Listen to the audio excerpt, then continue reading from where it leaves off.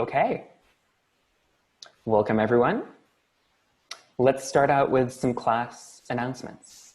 First, I've gotten a few questions about the problem sets. What math can you use? So first of all, any kind of proof that works is totally fine.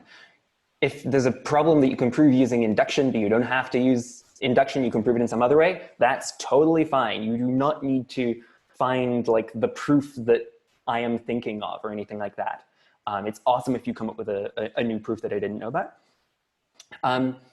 That said, one of the things you probably shouldn't do is cite some existing theorem that makes the problem really easy.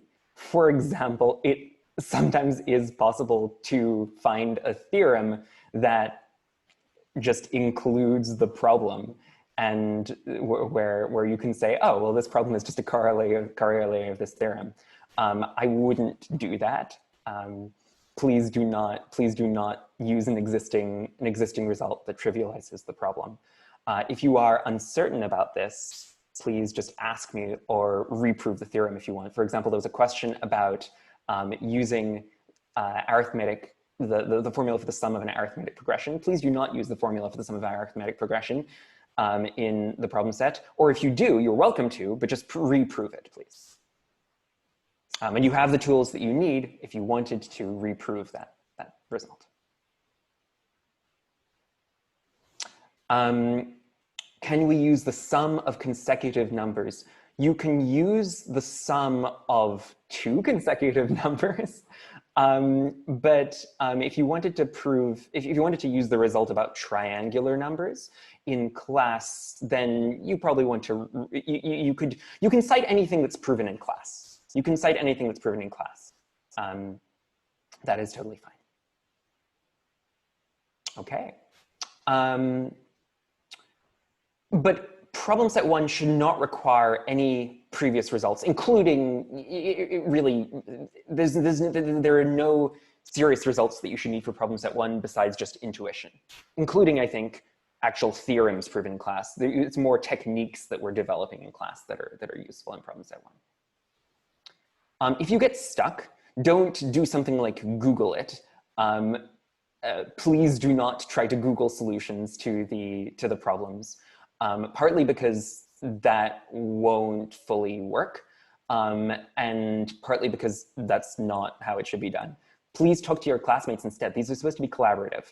I suggest reaching out to people on Slack. There is a channel on the Slack called Problem Set One. Go there and say, I want to talk to somebody about this problem, and then start a private discussion. Please don't have group discussions in that channel about how to prove something, because that is not really a collaboration because it's visible to everyone. I would love it if collaboration started, but they should be like a few people together, because otherwise it's not really collaborative.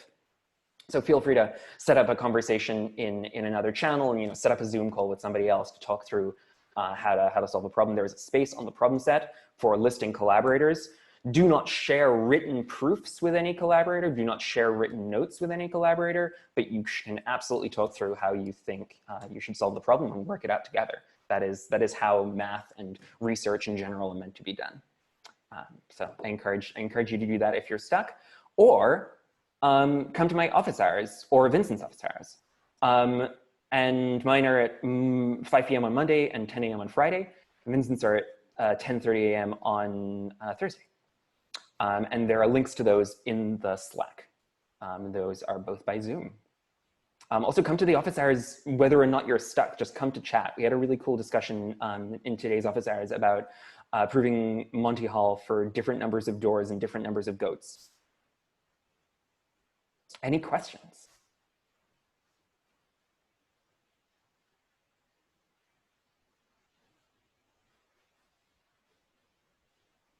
Okay. Well, let's get started with today's subject, which is proof by contradiction. It is something that is pretty simple to state. The idea of proof by contradiction is that if you want to prove something, you suppose that what you want to prove is actually not true. And you show that this would result in something that you know is wrong. So suppose that the result is not true. This implies something wrong. then you can conclude that the thing you want is actually true. We're going to see a lot of different examples of this, but the basic idea is fairly simple. Let's start out with an intro problem. Prove that there are infinitely many prime numbers. You can think about it for a moment.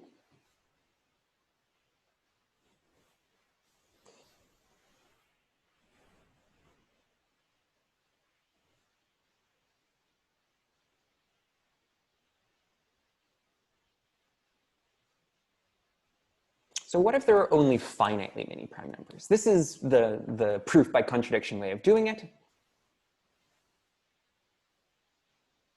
First, we need to work out like how to write down that there are only finitely many prime numbers. We can list them all. Just write down all of these finitely many primes. There are no more primes. We've done all of them. We want to show that there is some prime that isn't on our list. That would be the way that we could show that there is a contradiction. We could find that there is some new prime which we haven't written down, and try to prove that that is necessarily true from the assumption that there are actually only finitely many. I'm seeing some suggestions. We can multiply all the primes that we have.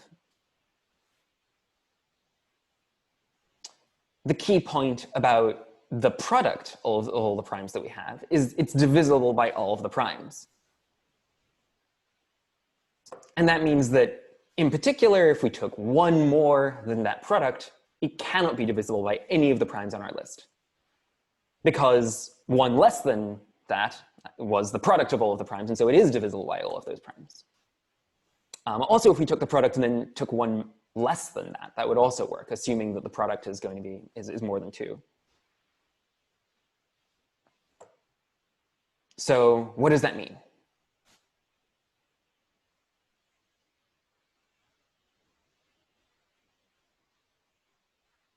What does it mean that it's not divisible by any of the previous primes? Now be careful. Is it necessarily prime?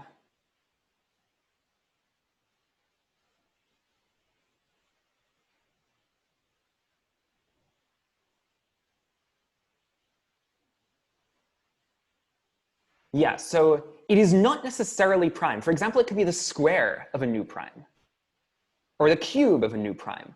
Or it could be the product of 2 new primes, neither of which is on our list.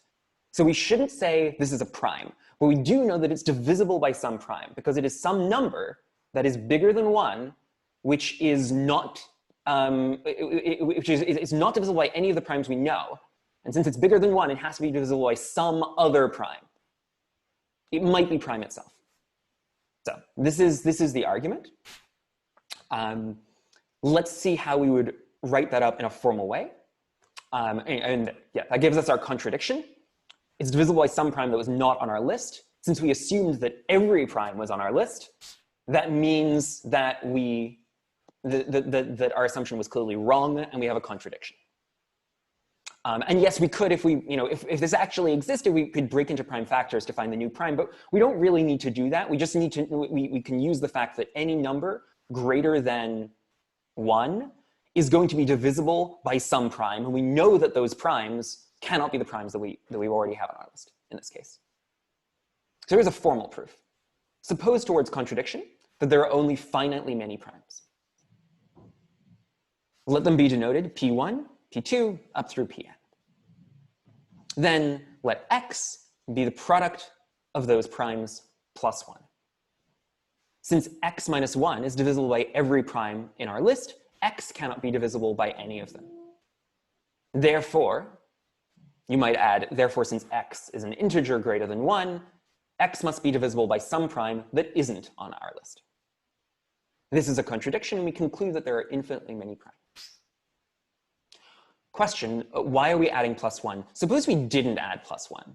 If x is just the product of primes, then we know it's divisible by some prime, but the primes that it's divisible by are exactly the primes that we know. We're trying to find a new prime, so we're creating a number that we know isn't divisible by any of our primes, but is divisible by some other prime out there? Good question. We could also have subtracted one. If we added 2, there would be a problem. What would be the problem if we added 2?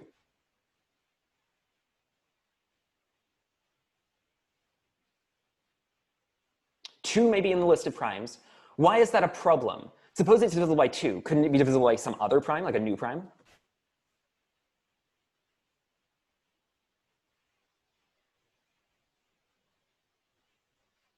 We could say it's divisible by 2, but if you divide by 2, then it's divisible by something new.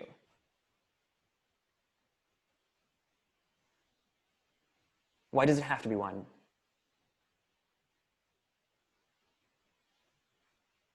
What could go wrong if we added 2?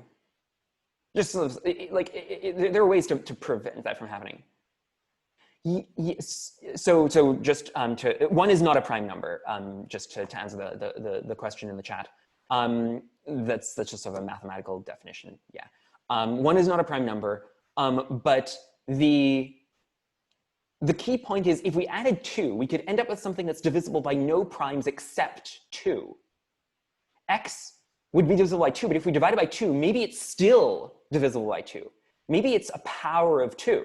Maybe we have x equals the product of primes plus 2, and that's just some enormous power of 2. And we don't have a contradiction at all because 2 was already in our list. Does it make sense?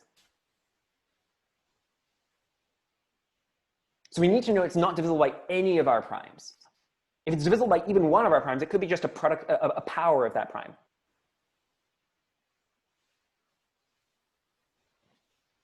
Shouldn't we explain a little bit more why x can't be divisible by any of them? It's a judgment call. I think that in this proof, I was just assuming that since if a number is divisible by something, then 1 plus that number is not divisible by that thing unless that thing is 1, right? So if you have a multiple of 3, then you add 1 to it, it's no longer a multiple of 3. Since we knew that x minus 1 was divisible by all of these primes.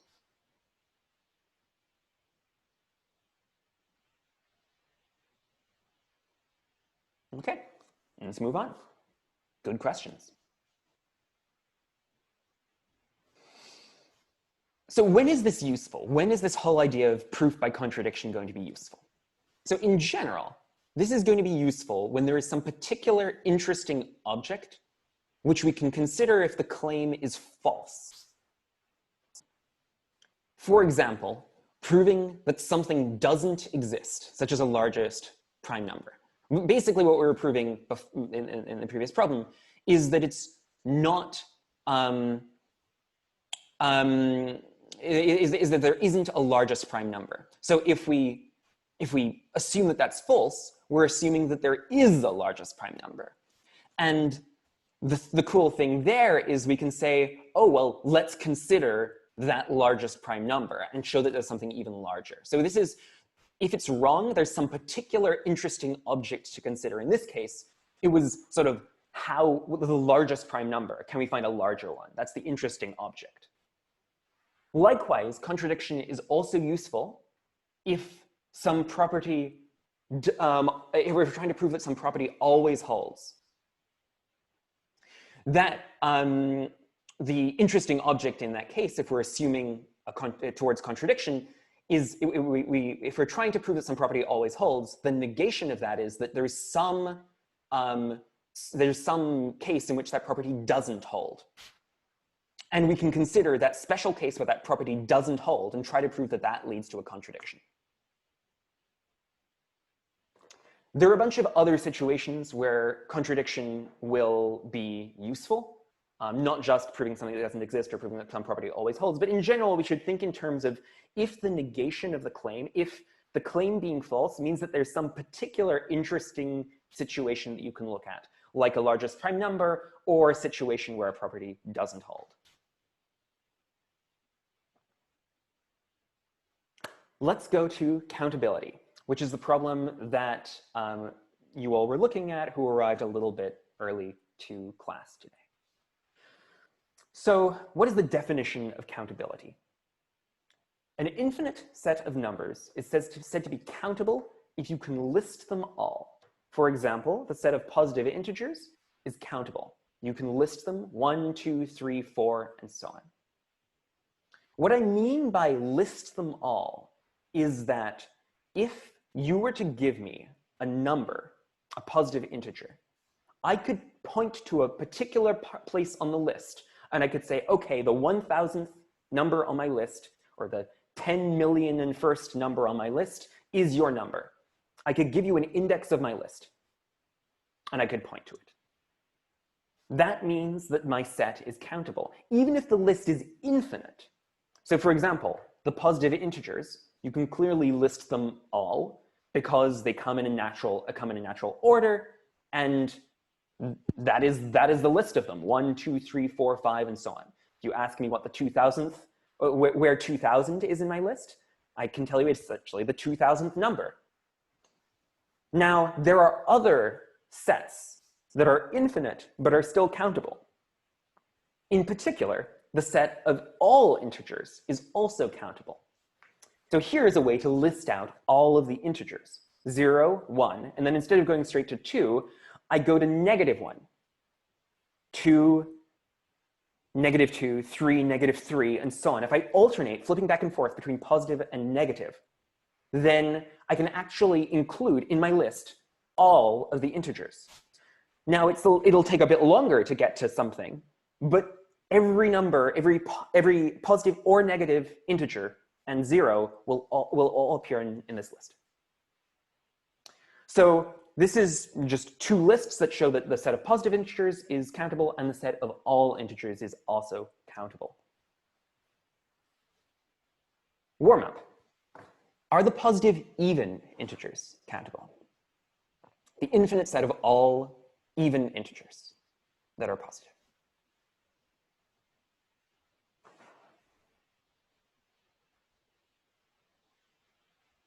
Yes, they are countable. You can just list them, 2, 4, 6, 8, 10, and so on. Great. A couple of notes here. First, note that a countable set can actually contain another countable set. We're seeing this a couple of times. So the set of all integers is countable. That includes the set of positive integers, which is countable. And that includes the set of even integers, which is also positive even integers, which is also countable. So we have 3 countable sets all nested inside each other. But in some sense, they're all the same size, which is really weird. I'm not going to go into all the paradoxes, the seeming paradoxes, which surround infinity, but this is one of them, that you can have an infinite set that is essentially the same size as another infinite set. There's a question, is any subset of a countable set also countable? That is true. It is, you can prove it basically by saying, if you take the list of the full countable set, and then you take the sublist that is that subset, then that's another list. So that gives you the result that you wanted. Is a finite set countable? Yes, that is true too. You can use the term countable for an infinite set that can be listed out, or a finite set. Any finite set can be listed out, so you don't have to worry about that for finite sets.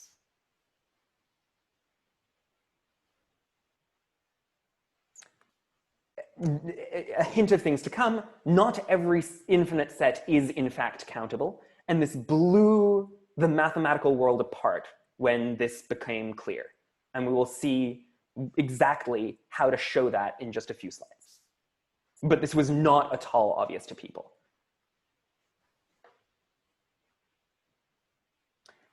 Okay, oh, and one more note. If you're wondering why z is used for the integers, that's from German, where z stands for Zahlen, meaning numbers. It's convention in math to have this particular font of z represent the integers. You can just use z without the special font too if you want. Okay, now let's look at the rational numbers, which become a lot more complicated than the integers. So a rational number, just as a review, is a number that can be written as the quotient of 2 integers, m and n. Question, is the set Q of rational numbers countable? And if you're wondering why it's Q, it's because of quotient, the word quotient.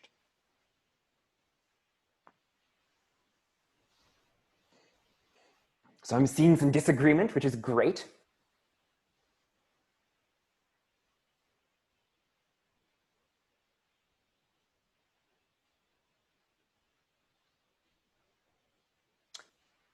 Let's try counting them out. So this is the integers. Let's see if we can throw in the rest of the rational numbers. That's just the integers. Where would, say, 1/2 go?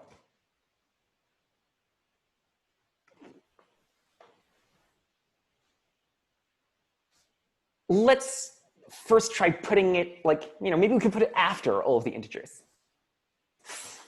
Doesn't really work. There isn't really a way for it to be after everything because it would have to be after infinitely many things. So I would never be able to tell you like a particular number where I would be able to say, oh, 1/2 is the 1,000th number. It would be the infinite number, and that's not possible. So we're going to have to put it at some finite point in our list. Maybe let's put it in the middle, like after 1, as somebody suggested, or maybe like in this case after -1. So maybe we can do like 0, 1, -1, 1/2, -1/2, and so on. And then maybe with 1/3, maybe we can just like put all of the 1 over something in a line here. And shoot, that doesn't work, right? Because then we're going to have 1 over n in between 1 and 2 for every n. And that's not going to work because there are infinitely many 1 over n. And so we're never going to get to 2. This kind of doesn't work. I'm hearing people suggesting a grid. So let's think about whether there is a better way to write out the rational numbers that helps us to visualize a way that we can maybe count them. And let's just look at the positive rational numbers for a moment. Here is one way that you can visualize the positive rational numbers. This is just along the numerator. The numerator is 1 in the first row. The numerator is 2 in the second row, and so on. This will give you all of the positive rational numbers. In fact, it'll give you some duplicates too. Is this helpful?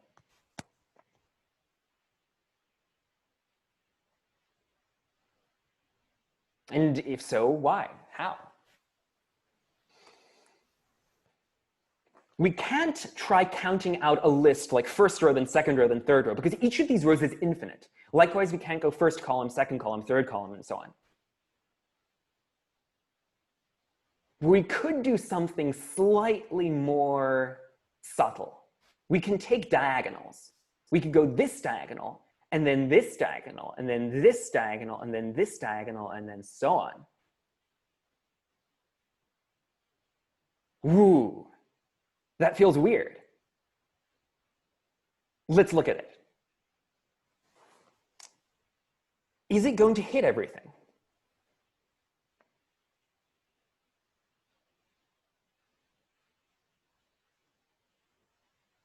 This is a way to list out every number in that table, we hope. Does it actually hit every number?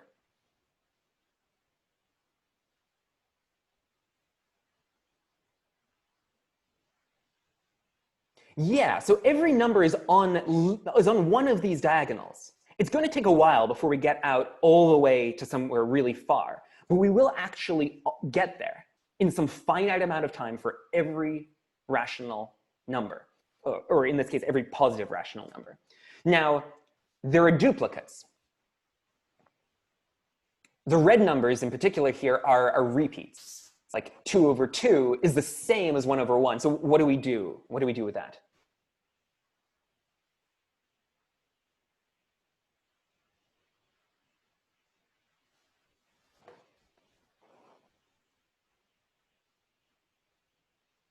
Yeah, as people are posting, we can just skip. We can ignore them. We have this list. We can just take out anything that is a repeat. It'll be a bit complicated to calculate exactly what number in the sequence is any particular rational number. Well, we could do it. We could calculate it. Skipping it assumes infinite memory. It assumes that you have some large amount of computational power, but this is not defining exactly an algorithm. to write down this list in some finite amount of time. You can't write down an infinite list in a finite amount of time.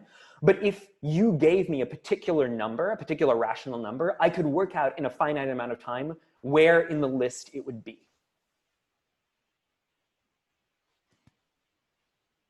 Yeah, this is not supposed to be computationally efficient. You would never try to store an infinite list. There is no physical limits that you're worried about here. How do we deal with the negative rational numbers? Because we only did the positives.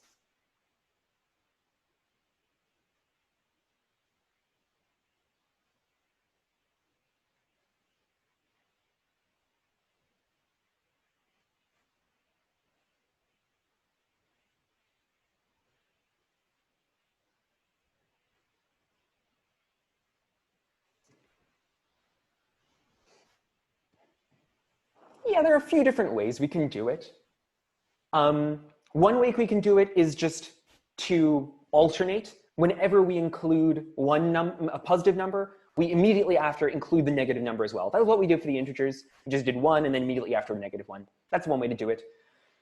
There are ways to visualize this. Like you could imagine a grid that's actually infinite in all directions. So this goes out to negative infinity as well as to positive infinity, and this goes out to negative infinity out there. And you could spiral outwards like this. If you want a graphical picture, that's one way to do it. There are many different ways that you could imagine. Actually, you don't even need it to be infinite in both directions. You only need it to be infinite in one direction, but there are several different ways that you can do it. And in general, if you're trying to put together two countably infinite sets, you get another countably infinite set just by interleaving them.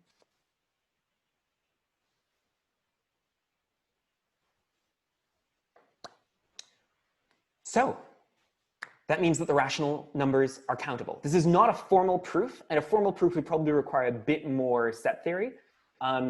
But this is basically exactly how you would prove that the rational numbers are countably infinite. This is a proof that would convince me, even if it's not formally written down.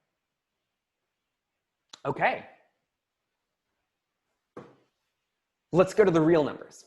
Is the set of real numbers countable? Before we get there, there is a question.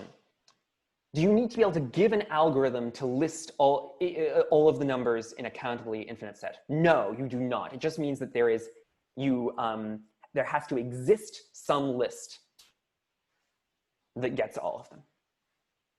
In this particular case, we proved that by describing an algorithm. But you do not necessarily need to describe an algorithm. Okay, real numbers. And just as a reminder, this includes infinite non-repeating patterns of digits, like that awful number. I mean, I don't even know what that number is because the ... can conceal a lot of things. Is the set of real numbers countable?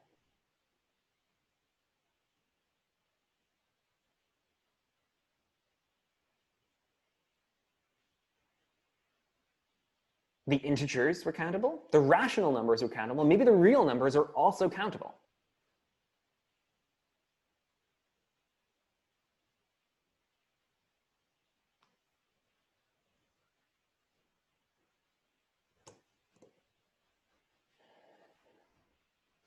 So I'm hearing a lot of no here. And indeed, we will be able to show that the set of real numbers is not countable. How?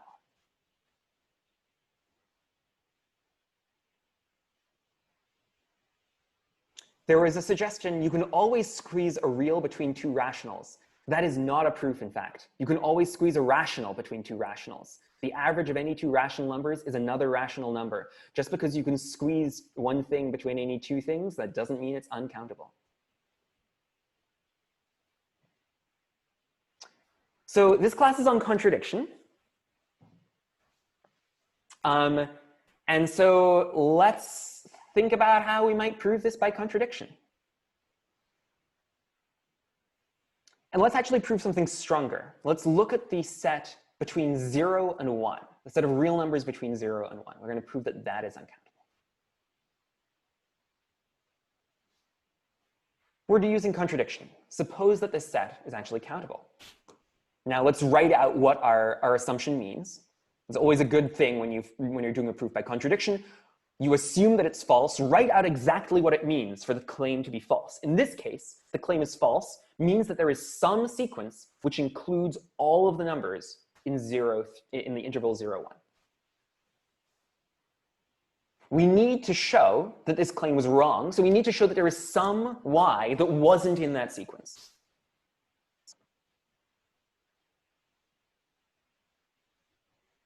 Let's just write out that sequence.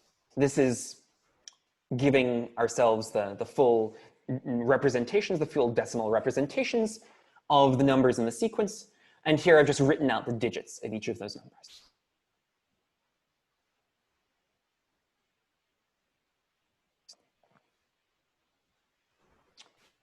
How can we define y?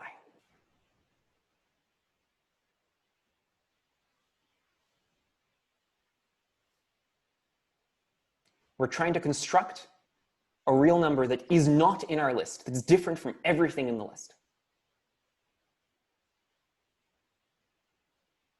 There's a suggestion of taking the product of all of them. That worked for primes. It's not immediately clear how that would work.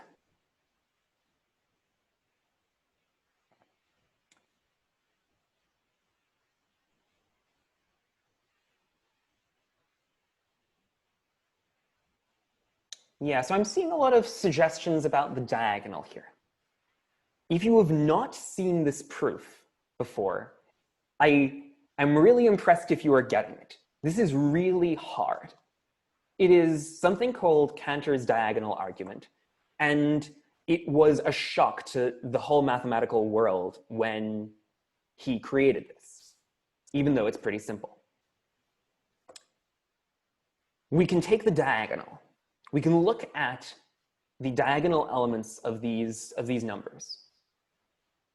And we can let our number y be created by digits that are different along the diagonal. In particular, suppose that you take the nth number in the sequence and you look at the nth digit in it. So here, this is the first digit of the first number, second digit of the second number, third digit of the third number, and so on. And now let's let y sub n be a digit that is different from this diagonal element. For example, if we were working in binary and this were a 0, we would take y sub 1 to be 1. If this were a 1, we would take y sub 2 to be 0, and so on. We're just going to flip the diagonal, flip the bits along the diagonal. If we're working in base 10, we could just take any other digit. Say if this were a 9, we make it a 7. If this were a 2, we make it a 4, and so on. Now, what do we know about this number that is obtained by taking all of these diagonal entries and changing them?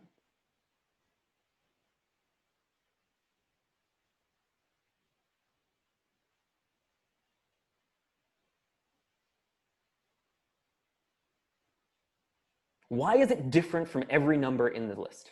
This is what we want to show. We want to show that this number cannot appear on our list.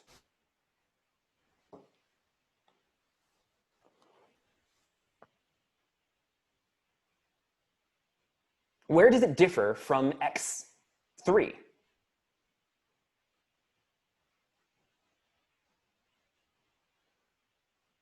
It differs from x3 in the third digit, because the third digit of y is y3, and we've defined y3 to be something different from the third digit of x3.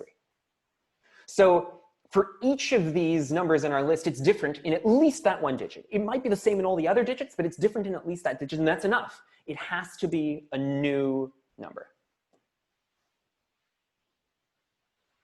So that means that this is a number that isn't in our list, and so it's a contradiction. And that proves that there is no list, because we assumed that there was some list, And we showed that whatever our list is, it cannot be complete. There has to be some number which isn't in that list. Now, there are some questions. Why does it have to be through the diagonal? Why couldn't we take the first digit of all the numbers? Suppose we took the first digit of all the numbers. Well, then, if we change the first, if we made the representation be different in its first digit from the first one, great. Okay, so see, it's 0.2 here. This is 0.3 here.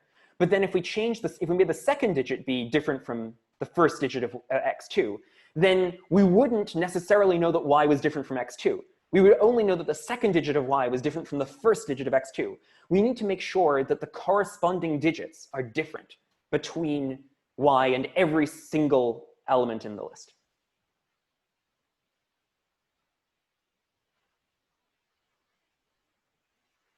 Please keep on asking if there are additional questions.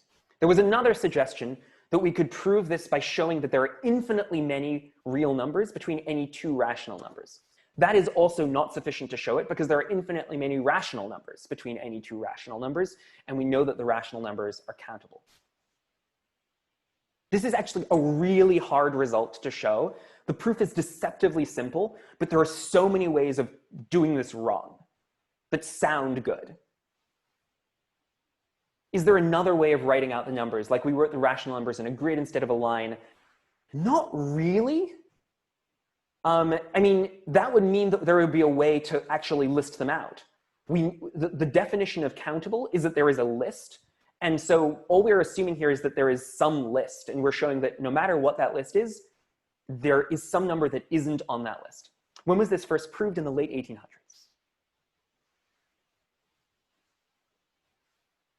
Thank you for finding the exact date, 1891. Great. So Georg Cantor, the mathematician who proved this, spent a long time thinking about infinity. In particular, he was trying to show that there isn't another kind of infinity between the infinity of the real numbers and the infinity of the integers and the rational numbers. So countably infinite, and then there's a larger kind of infinity, sort of, which is the infinity of the real numbers. This proves that this is a larger kind. Is there another kind which is in the middle? He particularly tried to prove that there isn't one. In fact, that problem is something which is not solvable. It is independent of the rest of mathematics, assuming you do not assume this thing called the continuum, called the axiom of choice. What he was trying to prove is called the continuum hypothesis.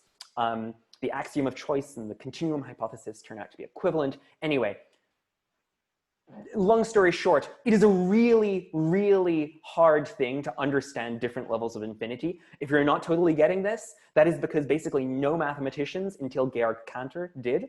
And as the story goes, Cantor had a mental breakdown because he was thinking about infinity too much. He definitely had a mental breakdown. It's not clear if it was because he was thinking about infinity too much. But it is very difficult to think about these things, certainly. Okay, let's move on to something which is going to be even more compressed. But first, a quick detour into this cute other problem.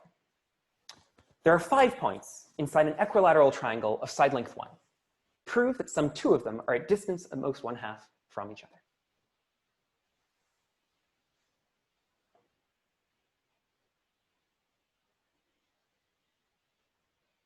I'll let you think about this for a moment.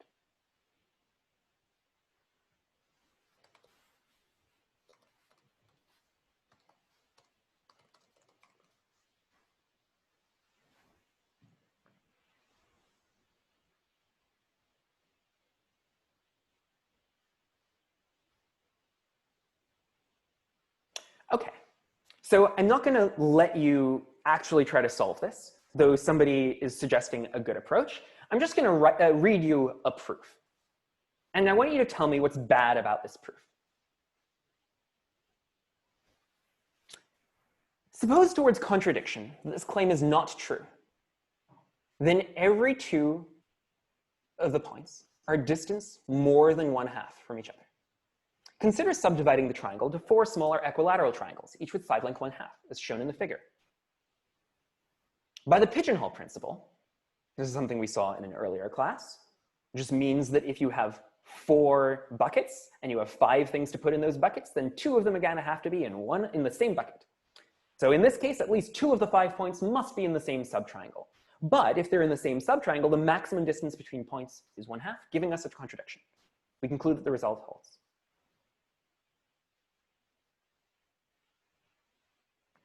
What is bad about this proof?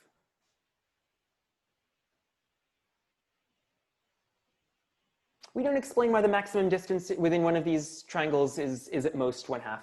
Yeah, you could spend a bit more time working that out. You could say that, you know, the maximum distance is going to be between two of the vertices, and you can show that that's, yes, you should definitely probably go into more detail on that. What else is bad about this? This is a proof by contradiction. This is a proof by contradiction. It's not actually a proof by contradiction. We say it's a proof by contradiction, but we never actually use the fact that we were assuming the result was wrong. This is something that happens a lot. You have to watch out for it, actually. You have to make sure that if you're doing a proof by contradiction, you actually use the fact that it's a contradiction. It happens so often. Now, it's not wrong. The proof is totally correct. But there is no need for the contradiction. You can rewrite it in a much more compressed way. Consider subdividing the triangle into these smaller triangles. By the pigeonhole principle, 2 of the 5 points must lie in the same subtriangle. Since for each subtriangle, the maximum distance between points is 1/2, we are done. Since we never actually used the contradiction, we shouldn't have used contradiction in the first place. Now, again, this is not an incorrect proof. It is just a hard to read proof. Try not to write proofs where you assume the claim is false, but never actually use the fact that you are assuming that the claim is false. Again, it's not an incorrect proof, but it is unnecessary and it can be confusing to the reader. And this happens a lot even for professional mathematicians and researchers. Okay, so with all of that introduction to contradiction, let's spend the last few minutes of the class doing something far too hard in far too little time. So the next few slides are actually going to compress a large amount of a theory of computation course into just a few minutes. I am not expecting you to get all of this. I just wanted you to get a sense for how some of this proof by contradiction material can be used in practice. I will answer questions afterwards. Feel free to ask them during the next few slides.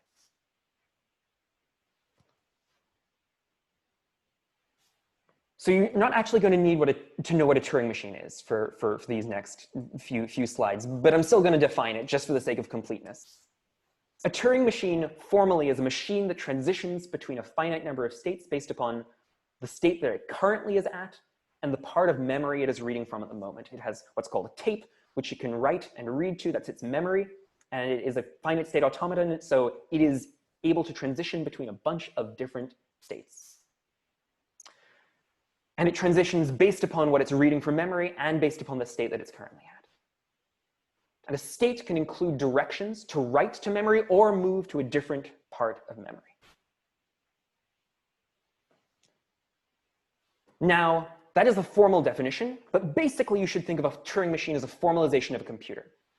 It is able to compute any function that is computable by an algorithm that you could write down. This is proven formally, and that's not a formal statement, what I said, but it's proven formally in something called the Church-Turing thesis. There's various versions. Church-Turing thesis, you can go look it up if you're interested. Now, you would probably never actually want to describe exactly how a Turing machine executes some normal algorithm. You wouldn't want to say, like, this is how a Turing machine is going to compute Dijkstra's algorithm, because it would be just really complicated. There are reasons why we have software that makes our computers easier to write on. And a Turing machine is even less easy to write on than a normal computer.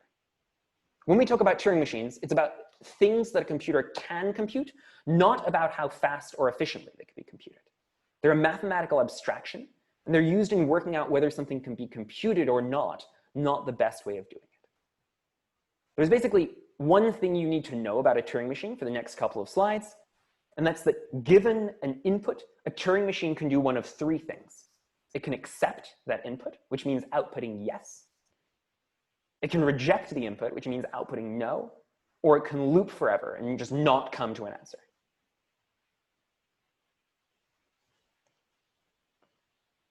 accept, reject, or loop forever.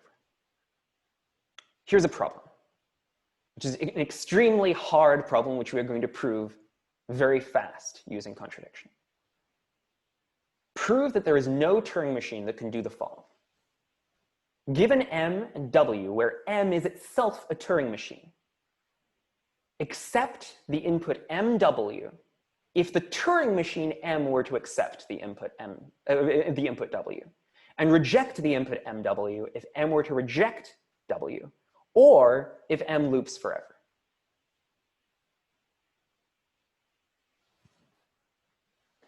So basically what this is it's a Turing machine that's able to simulate another Turing machine that it's given as input. It's able to accept what that Turing machine accepts, reject what that Turing machine rejects, but it's better than the original Turing machine because it never loops. And in general, we don't like Turing machines that loop. Like, algorithms could run forever, but we want the simulator to never loop. Just because the Turing machine can have a finite number of states doesn't mean that it is incapable of looping forever. And the tape is unlimited. The memory is unlimited.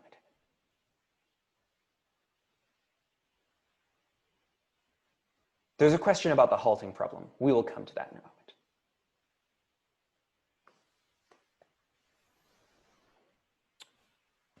So let's try to prove this using contradiction. Suppose that there is this magic Turing machine. Let's call it H. We have this magic Turing machine that can simulate any other Turing machine. It accepts what that Turing machine accepts. It rejects what that Turing machine rejects. But if the other Turing machine, if the input Turing machine loops forever, then we know to reject. Since we have this magic simulator, we're going to know how any Turing machine will act for any input. We're going to know if it's going to accept, reject, or loop forever. What can we do with this magic simulator? In particular, we know the output of a Turing machine when it's given its own description as input. If we feed in a Turing machine basically to itself, a Turing machine can be described in some finite string. That means we could feed in that finite string to the same Turing machine and say, okay, what do you do on that input? Do you accept? Do you reject? Or do you loop forever? Now our magic simulator will be able to say, okay, you accept. Or it will reject it if M loops forever or rejects its own. And so here is the really nasty part of this proof. We're going to define a new Turing machine, A, which takes input M and outputs, using this magic simulator, it outputs whatever the Turing machine M would output if M were given its own description as input. So this is a Turing machine A that doesn't simulate M, it simulates M on itself. And the reason why we can do this is because we have this magic simulator.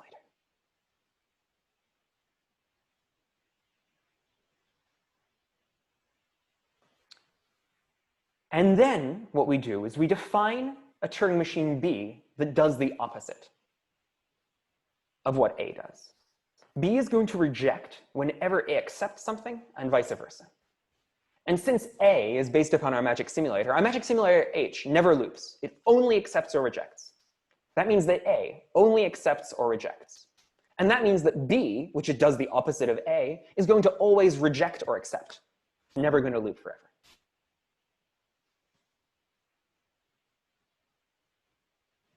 Here's the punchline. What is B going to do if it's applied to itself?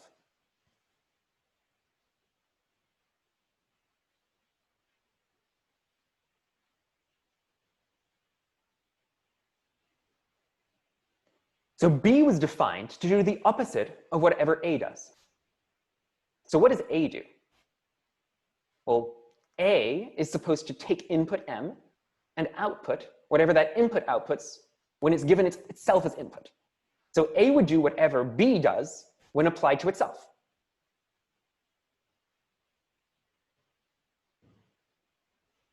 But what does B do when applied to itself? Well, it has to do the opposite of what A does. So we have a very strange situation here where B has to do the opposite of what it itself does. This is a contradiction. I am not expecting you to have gotten that. It took me a really long time to wrap my head around myself when I first saw this. I wanted you to get a flavor of this kind of proof. And I also wanted to show you how it proves, as a corollary, one of the major results in theory of computation, which is the halting problem. The halting problem says that it's impossible to determine in general whether a Turing machine will loop forever or halt. And halt here just means give some output, accept or reject. And so the formal statement of this is there is no Turing machine, the given input of a Turing machine and some input to that Turing machine accepts when the Turing machine M halts and rejects when it loops forever.